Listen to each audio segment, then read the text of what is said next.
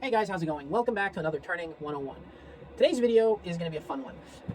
So in the last couple of videos I showed you how to use different tools, how to rough out bowls, how to return bowls, little tidbits on turning.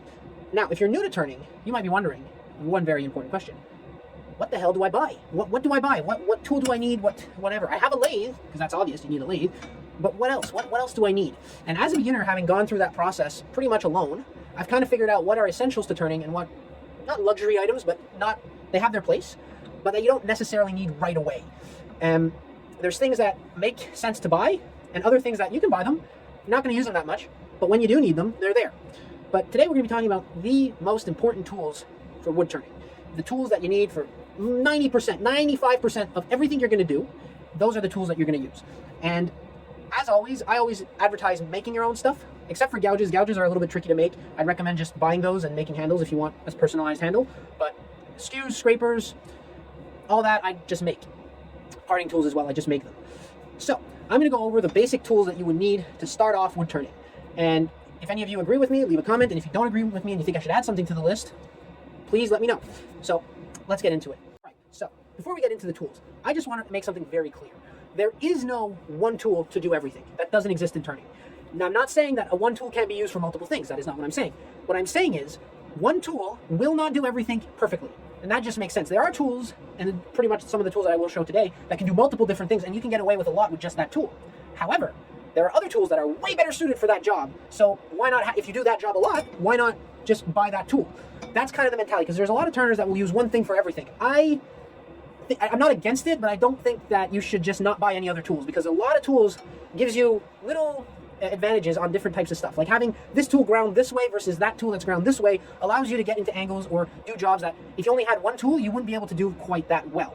So before I start, I'm not saying that there's one tool to do everything. I'm not saying you have to buy every tool. I'm saying you have to figure out what you want to do and what you're comfortable with in terms of buying tools. Because I'm telling you, when you get into buying tools, you can buy so many. So the first tool that we're going to talk about is the bowl gouge. This gouge you can do pretty much everything with.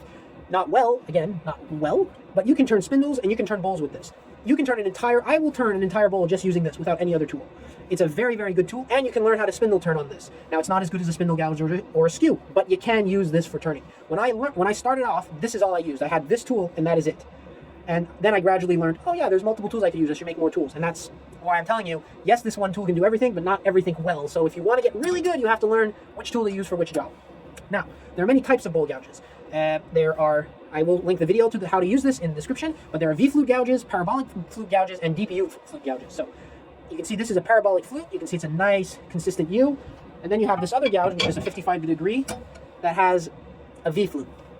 They're different, but they're also kind of the same. Yes, there's subtle differences, but it's not super important. And then you have this one, the deep U flute. You can see that it's a deep U. Now, these gouges are tricky. They're hard to sharpen. They're very, very hard to sharpen. You can't just sharpen them in one smooth motion. You really have to sharpen the bottom part first, then do the wing, and then blend them together. It's not that easy. Not only that, because of those very high wings, you can see that these wings are very high. They're very narrow and they're kind of just pointed up. This is a very aggressive gouge. This gouge, if you're here and you're truing up the edge of your bowl, this will catch. It's a very aggressive edge profile. So these are fun. I use this one. I absolutely love this gouge. But if I had to choose, I'd buy this one. I'd buy a parabolic flute gouge. Now, again, there are many different types of gouges you can buy. You can buy a bunch of them on Amazon. You can buy Crown, Hamlet, Henry Taylor. You can buy, which other ones? Sorby. There's so many different ones. If you're starting out, buy one on Amazon. Because learning to grind is something. Now, this gouge is one of my favorite gouges. I was looking through my Instagram stories. This thing was about that long when it started out. Roughly last December, so a year ago. And I'm already down to this. If this would have cost, because some gouges can go up to $250, that's a lot of steel lost. But this only cost $100. So it's not too bad. So I would recommend buying an Amazon gouge, whether it's a Hurricane, Benjamin Best, or just a no-name brand. I just buy that and practice grinding. Now, obviously, you have to realize that the quality of the steel is not the best. But this is a Benjamin Best gouge. I absolutely adore it. I think it works really well. I don't have any complaints. I bought a Henry Taylor gouge. I bought Hamlet gouges. Don't see that much of a difference, but get one that has a brand name, like Benjamin Best and Hurricane. They have a brand name. If they don't have a brand name, then you don't know where it came from, and those steels are relatively less good. Like this one is a no-name brand gouge. It works well, but not as well as this. Like I can tell that this one I sharpen a little bit more often than I do this one. So buy one with a brand name, learn how to sharpen. Once you've gotten good at sharpening and you don't waste your steel that much, then you buy a good gouge. And then that gouge will last you for a long time. So that's what I would recommend. Bowl gouges, I'd recommend a 5/8 inch or a 1/2 inch flute. Why? It's just a beefier tool. And the beefier the tool, the less vibration you'll have. So when you're learning, it's like a good all versatile tool, because this will handle a 3-inch bowl, but it will also handle a 12-inch bowl or 14. And yes, the half inch gouges are good. I use a 1/2 inch gouge on a 12-inch bowl, but if I was starting out just roughing out the exterior of a huge 12-inch log, I'd rather have this. I'd rather have this, a big heavier tool. So I'd recommend a 5/8 bowl gouge or 1/2 inch flute to start off with. That should be like your first purchase as tools go. So the bowl gouge. Now, if you have a preference for 1/2 inch, power belt, whatever, or you're just really going budget, and I'd find, like you're going a second hand, I'd find this first. I'd really focus on getting a bowl gouge, because this is a tool you can do everything with. So, and again, when I say that, I'm not saying this is the best tool. There is no best tool in wood turning. This is a useful tool, a very useful tool. It is not the best, but I would recommend getting this one first, because if you have this, you can definitely start turning bowls and spindles. You don't have to wait to get another tool. You can definitely start doing pretty much all the different types of wood turning, cross grain work, and spindle work with this tool. So that would be the first one I would buy. All right, so the next tool that I would buy, and this might shock some people, is a skew chisel. Now, I know a lot of people don't like the skew chisel. It's like, as a beginner, don't get near it, and blah, blah, blah, blah. And as I explained in the video detailing how this works, that's what I was told. Don't bother with the skew. It's dangerous. It goes well until it goes wrong, blah, blah, blah. If you start learning quickly on it, and it gets embedded into your muscle memory, then it's not a bad tool anymore. So honestly, I would recommend getting a skew. Now, what skew to buy? There's many different brands. Benjamin Best makes one. Henry Taylor makes one. Crown makes one. Blah, blah, blah, blah. Make your own. Just buy a piece of high-speed steel, 6 mil in diameter. This is 6 by 25 by 300. High-speed steel. Get yourself a piece of ash, a piece of beech, maple, whatever. I'd recommend ash, beech, or hickory. They're heavier woods and they're harder woods. They're really good for making baseball bats handles and axe handles. So hickory, beech, and ash. Those are like the three I would really recommend, because there's other woods that are not just naturally as heavy. If you get a piece of ironwood and put a handle on a piece of ironwood, good on you. But I go with those three. Get a little copper pipe for your ferrule, and there you have it. You have a nice, beautiful skew. But if you don't want to make the tool, you don't have the time to make the tool, you don't have the equipment to make the tool, then I just buy one. Hamlet, really good deals on tools. Where I'm in Quebec, you can buy those like straight off the rack. I'm in the south shore of Montreal. You can just buy them off the rack, which is good. You don't have to order them, so you can actually see which one you like the best. So I get a skew. The reason for it is, one, it's a tool that is really useful for spindle work. I think most of my spindle work I do with the skew at this point. It leaves a clean finish. It's a fun tool to use. I would definitely recommend using a skew. Whether it's I start off with a 1 inch because it's just a bigger tool, so it's easier to work and all that. And the reason why I go 1 inch is all in the other description of the video on the skew chisel. But I go definitely with a skew, because it allows you to make tenons, it allows you to plane, it allows you to do a lot of stuff on the spindle work. So definitely go with a skew. So that's the second tool. Now let's go for the third. All right, so the third tool, very simple, and it's a given, spindle gouge. The reason this is the third, not the second or the first, it is a versatile tool. I will give it that. The thing is the bowl gouge, to me, is a little bit more versatile, because you can do the inside of a bowl with a bowl gouge. The spindle gouge, you can do the inside of bowls, but it's a little bit more risky. It's not designed for that. You can use it on face grain work. I use it for all of my rough plates, doing the outside of plates. I do my boxes with that. I make most of my tenons with this. I decorate most of my foots for bowls with this tool. I enjoy the spindle gouge. However, I find the bowl gouge, because it has the ability to do the inside of bowls, and big bowls at that, I put it a little bit above in importance. But this is still a very, very useful tool. I prefer this to a bowl gouge to do little small details, rolling beads, big coves or very deep coves. Very versatile tool. Now, that's what I would acquire third. Or if you're not yet used to the skew, I'd get this instead of a skew if you're not sure about it. But I'd still buy a skew. I'm telling you, buy a skew. So that's what I would buy. Now, most spindle gouges are pretty much the same. I have found variations. So these are two spindle gouges that I bought from Hamlet. You can see one has a little bit less shallow wings. This one is a little bit more deep fluted than the other one. But basically all the same. This is a Hamlet spindle gouge. You can see this is also a Hamlet spindle gouge. This is stock right out of the box. I just go for that. That's because where I live, you can get them really cheap. You can get them right off the rack, so you don't have to worry about waiting or anything. I just buy one. It's good steel. It's easy steel to acquire. These you can't really make yourselves, and if you do, it's always a little bit sketchy. I just go with a Hamlet gouge that you can find at your local store. I know some stores have turning tools. I just buy Hamlet, Crown, Henry Taylor, and Sorby. I just go with one of those. They're really good steel, and it's a tool you'll use a lot, so might as well just buy good steel right off the bat. And it's a lot cheaper than a bowl gouge, which is why I'm recommending buying a good one right away. You're not buying off of Amazon, then getting practice, then buying a good one. I think this one, brand new, out of the box, was $50. A brand new bowl gouge is minimum $120. So cheaper tool, I just buy it straight away new, get some good steel, and use that. You can see it's not a very long handle. If you do make a handle for a spindle gouge, it doesn't need to be that long. If you're going to do big spindles, so let's just say I'm going to turn this into a spindle. This is a 5.5 inch. Wait, let me just. Yeah, this is 5.5 inch diameter by like 13, 12, or 13 long. So it's a big spindle. I'd use a continental spindle gouge, which is the same principle, but it's just very, very bigger. And that on that you want a large handle. This is another tool that I would recommend, a roughing gouge, not the traditional roughing gouges. I have two. I've never used them. I just found them in a lot of tools. But the ones with the very, very big U, they're good for roughing. But you can rough out with this, and this is a lot more versatile because you can then use it as a spindle gouge. So if you can get your hands on one of these, I would. Now, buying one of these is expensive, I will say. This one I found. Like, this is my first tool I ever made. I found it in an old tool bin. I think it was used as a woodworking chisel, and I reground it into this. So you can look on Marketplace to find old tools and then just regrind them. That's another way of finding tools and buying tool lots. But this I wouldn't purchase right away. You can get away with roughing with the bowl gouge, the skew, the spindle gouge. This is a 1/2 inch spindle gouge, so obviously I wouldn't rough that huge log out with this. But small branches and small squares, yeah, definitely I'd do it with that. So I think the next tool would be a roughing gouge, but I would lean towards a continental spindle gouge or a German. I think it's also a German-styled spindle gouge. I think that's another way they call it, because you can then use it as a spindle gouge compared to those big U roughing gouges that after you've done your roughing, you kind of have to switch to another tool. Whereas with this, you can go straight. And you can turn the outside. I used to turn all the outsides of all my bowls with this tool. So you can turn the outside of bowls with this, doing pull cuts. Really, really easy. The inside, a little bit less, but the outside, really, really fun to use. So that would be, I think, my third tool that I would want to kind of recommend is a continental spindle gouge, if you can find one. If I wouldn't buy one, but if you're really dead set on having one, then I'd buy, again, Hamlet, because we can get them off the rack, but any other brand will have, I think every other brand makes them. But I think this is a very good versatile tool because it's a good big spindle gouge, but it also can act as a big roughing gouge that's heavy. So that would be, I think, the fourth tool that I would recommend. But I didn't make a separate clip because it is technically still a spindle gouge.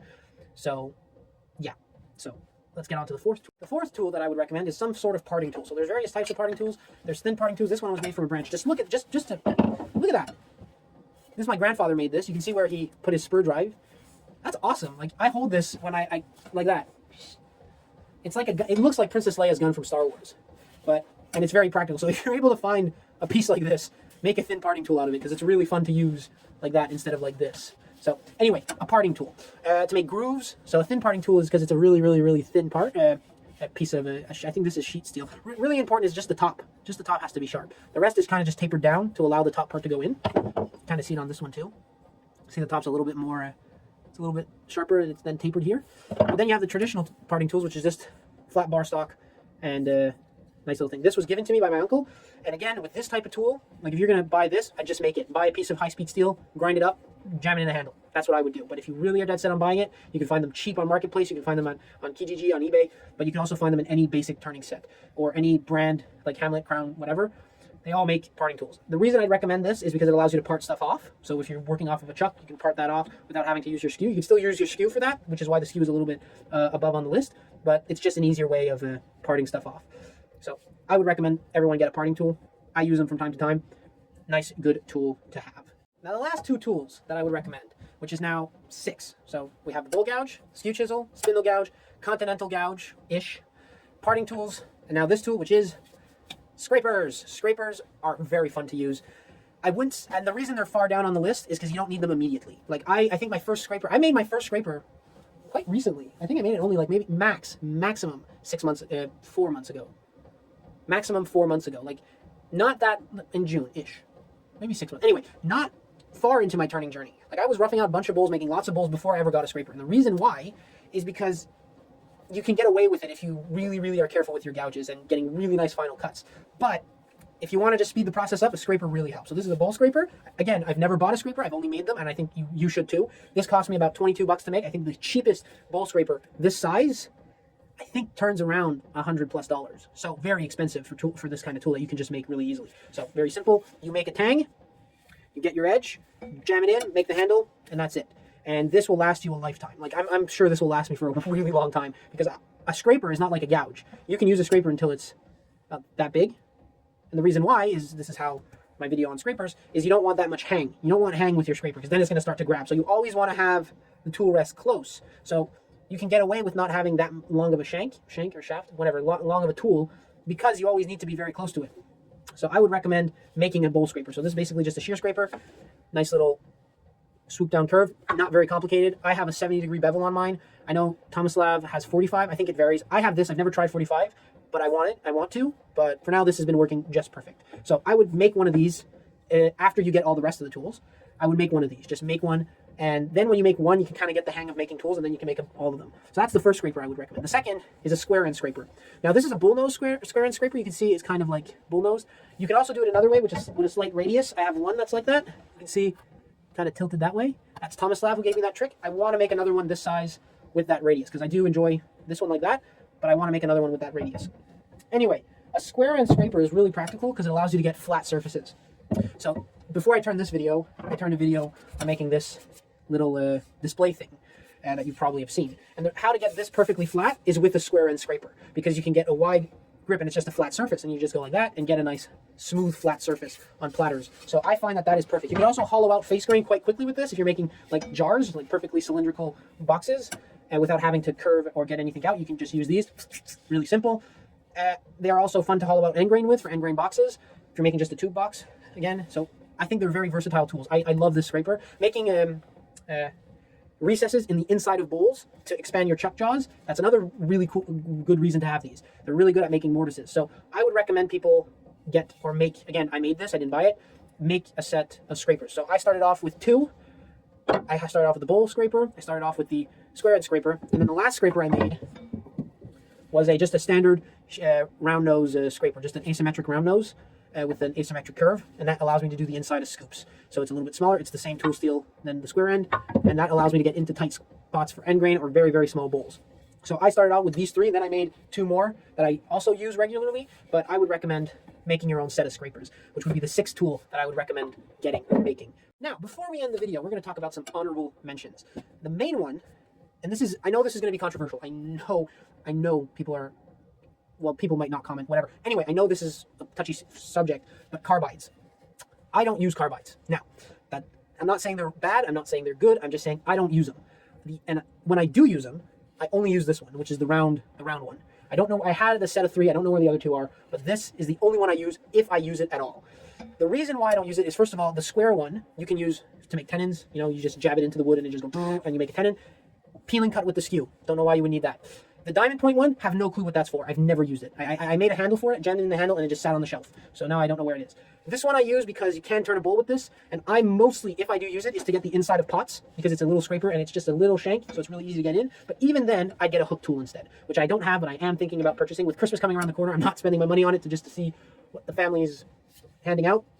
But that's the only one I would really get, is a hook tool to do hollow forms. I wouldn't get the basic set.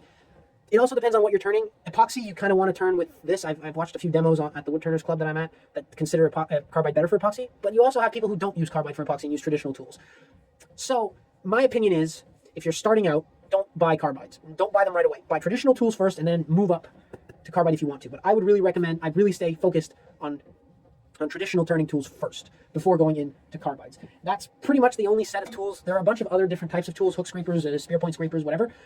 But for starting out, that's what I would recommend. I'd recommend a very simple traditional tool set instead of going straight to carbides. I'm not, and again, I want to make this very clear, I'm not saying they're bad, I'm not saying they're good, I'm not saying they're the best thing in the world. What I'm saying is, I don't use them, and if you're starting out, I don't think you need them right away. So that's all I'm going to say. Now, so if we do a quick recap, what are you buying? So the first thing you're buying, 5/8 bowl gouge, parabolic flute, for bowls, spindles, just to start out. If you buy this, you can do everything you want on the lathe. So that's the first one. Second, the king of the spindles, the skew chisel. You buy a 1-inch skew chisel, you make it, you find it online, whatever, you get a skew chisel. So, skew chisel. Third, not the right tool. Third, spindle gouge. Spindle gouge to do all your spindle work, also to do detail work on bowls, on the feet of your bowls, the foot of your bowls, on plates, whatever, rolling beads, spindle gouge. Honorable mention, continental spindle roughing gouge, if you can find one, because it allows you to rough down big pieces of lumber, and it also allows you to use it as a spindle gouge once the thing is round. So, continental spindle gouge, and again, if you can find one, if you really are dead set on having a roughing gouge, buy this one. Don't buy the big U-shaped ones. Those are only good for roughing. Once you're finished roughing, you kind of have to put them away. This one you could actually continue using once you've finished roughing down your piece. So if you're dead set on a roughing gouge, continental spindle roughing gouge. Then, once one or another form of parting tool, whether it's a thin parting tool or one of these types of parting tools, just a type of parting tool that allows you to part things off when you want them. That's what I would recommend. And last but not least, a set of scrapers. A bowl scraper, square end scraper, and if you're really, really dead set on having the full set, I get a round nose asymmetric scraper, and that would kind of complete the set of basic scrapers that you would need. Now, there are others that you can make, there's others you can buy, but for starting out, I think with these, you can kind of get everything done the way you want it. So, I hope you enjoyed this video. I'm not, and I want to reiterate again, I'm not saying that these are the tools you need. I'm not saying that if you don't have these, you can't do anything. And I'm not saying that some tools are better than others. What I'm saying is that's the way I would go about buying them, because that's the way I went about learning how to use them. And I would recommend this because I think it worked for me, worked really well for me to learn these in this order. And I think that it's a very logical sense of buying them this way. And the way I'm giving the information is I'm trying to avoid you guys buying a bunch of stuff you don't really need right away, because there's so many different tools that you can get, and there's various types of tools. It can sometimes get a little bit like, a little bit confusing. This is just the basic set you need. Now, you can also just buy one of those starter turning sets. The reason I didn't just say buy that is because I find that by making your own stuff, you can get a little bit more out of the tools initially, and you'll only have to make them once. Not only that, making tools, and I've said this in previous videos, making your tool handles is a very good way of practicing. It's a very good way of practicing how to make a shape, to get a nice, by the way, I make them like this, you can make them any way you want, but it's a nice way of getting a nice flowing curve, feeling, okay, this feels good in my hand, this doesn't feel good in my hand. It gets you used to, I usually grab all my tools by the ferrule, so I like having a nice little bulge to hold my tools in. I don't tend to hold them this far. However, for bowl gouges, I like to hold, when I'm hollowing out, I like to hold the butt of the tool. So in the future, I might make a bigger end of the tool to grip onto. You can also customize them. I put my logo on them. So I recommend just making your own tools. You can get more variety out of them. You can get your specific liking, and it's good practice. But if you're just going to buy a tool, I would buy it in that order instead of buying a bunch of different things and just kind of figuring out what you like. I just buy them in that order, or make sure that when you do buy something that you have these tools in them. If you buy a set of tools or a lot of tools on Marketplace, I think it's just a good idea to make sure that the tools I listed are in that set, so that you can kind of work around and you don't have to go buy up again. So, hope you enjoyed this video. As always, like, comment, subscribe, whatever, and happy turning, and I hope you see you next time.